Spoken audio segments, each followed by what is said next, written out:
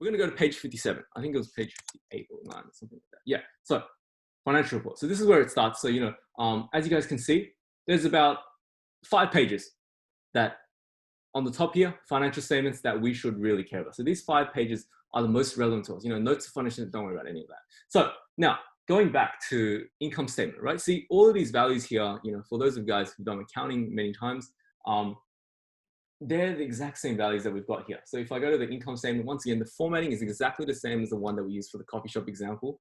Obviously in the balance sheet, I added some columns because it's a little bit more complex.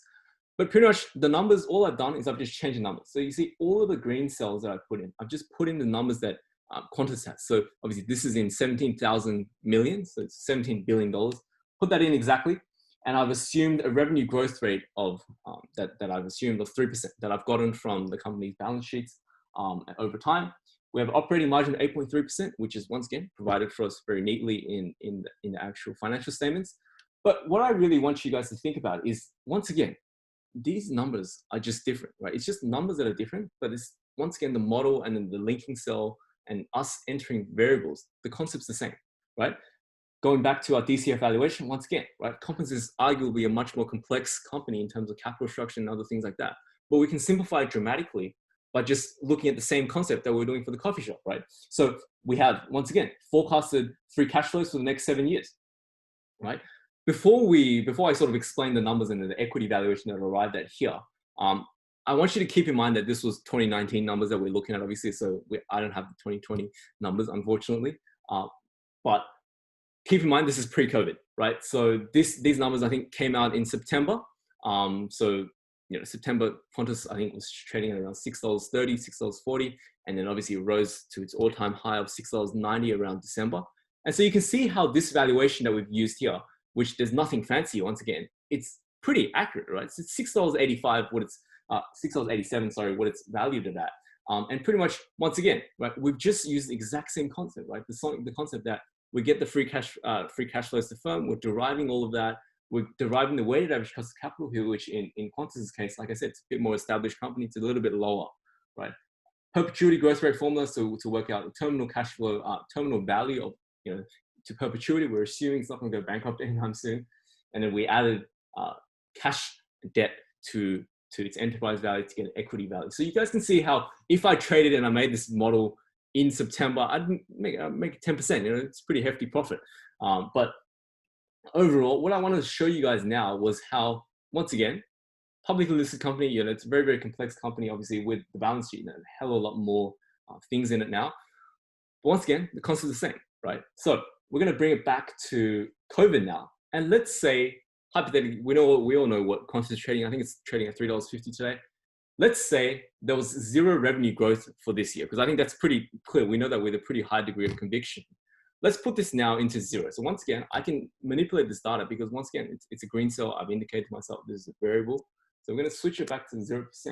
And obviously, as you guys saw, like magic, all of our numbers just changed pretty quickly just then.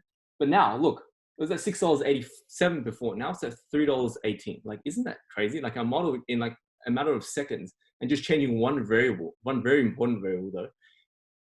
It's, once again, it's pricing in that equity price that shows that revenue growth because of a certain bad year in a company immediately shows in its stock price, right? So what I want you guys to think is, now think back to all of the finance concepts that you guys learned in uni already, right? So once again, right, what did I say earlier? I said, let's just bring this back to 3%. So guys, we're going to put this back to 3%. So it's obviously $6.87 again.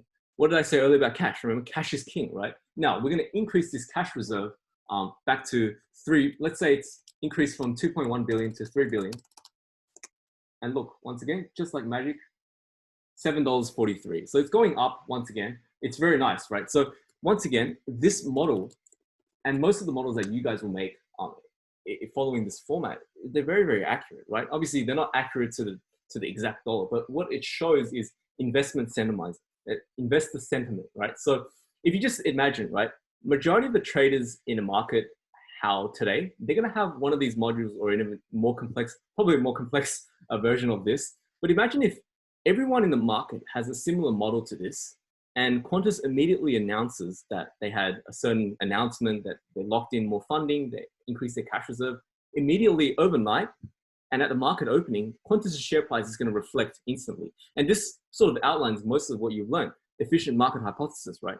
The market is sort of a breeding ground for information, right? It's efficient allocation of information to be reflected in stock price and everything else shows this, right? So financial modeling, in a sense, is very, very essential, because if you think about it, everyone else in the market has one of these models made for each company. And then all they have to do, really, when Qantas makes an announcement, is change a couple of variables, and they'll see where they think the fair price will go, right? So I want you guys to think back again, right? I'm using Qantas as an example. Obviously, COVID hit, dropped from about $6.80 to $2, right? So let's bring it back to this. And then we had 0% growth, and then we increased the cash rate, cash reserve to $3 billion. Immediately that day, from its increasing, they got a lot of extra liquidity. Their stock price jumped by 20%, right? And it shows, because think about it, right? Once again, if you have more cash, it means that investors are pricing out that risk of bankruptcy, right? With them pricing bankruptcy risk out of it, what does that mean for the stock market? It means the share price is going to go up once again, right? Remember, so these kind of things, these concepts go hand in hand. So this is one of the things that I wanted to sort of finish off with you guys today. I don't want you guys to get too scared about this. Once again, these are just the same model, different numbers that we've sort of just gotten from the financial statements. So once again, I want you guys to sort of have a go at this. Obviously, after the model, message me on Facebook if you guys need anything at all. But the thing that you guys should try is Morgan Stanley, as well as many other top investment banks, they regularly update their valuation recommendations on equities in the ASX. You can find all this stuff in CommSec. They'll release their reports. So what I want you guys to do, take the numbers that you guys will find in the company reports and just see how close, as a challenge, you guys can get to their valuation. Because obviously their models are much more significant and advanced because of their forecasting techniques. Obviously, our forecasting, we just entered its variables. Generally, what you should do is run a regression, simple linear regression or multilinear regression on certain factors that might play a role in terms of the forecasting growth. What I've done is just take these 3% figures from 2018, 2017, 2016 figures, which is, it's pretty bad, but it still works in this instance. It's pretty accurate, right? But I think I got better than hindsight there. But pretty much usually how it works is you guys can take a lot of other variables in play, growth of tourism sector, we can say growth of Sydney Airport, flight volume, overall, a lot of things, a lot of variables that we can take into play, or to just forecast that. So that's usually where the improvement comes in. This area of forecasting is where the best guys sort of are different from me and you guys. But overall, the concept's still the same. Like, we're still just using free cash flows, we're discounting them with our weighted average cost of capital, and we're getting a fair value equity price from it. But otherwise, that sort of concludes our workshop for today. I wanted you guys, obviously, thank you guys for coming.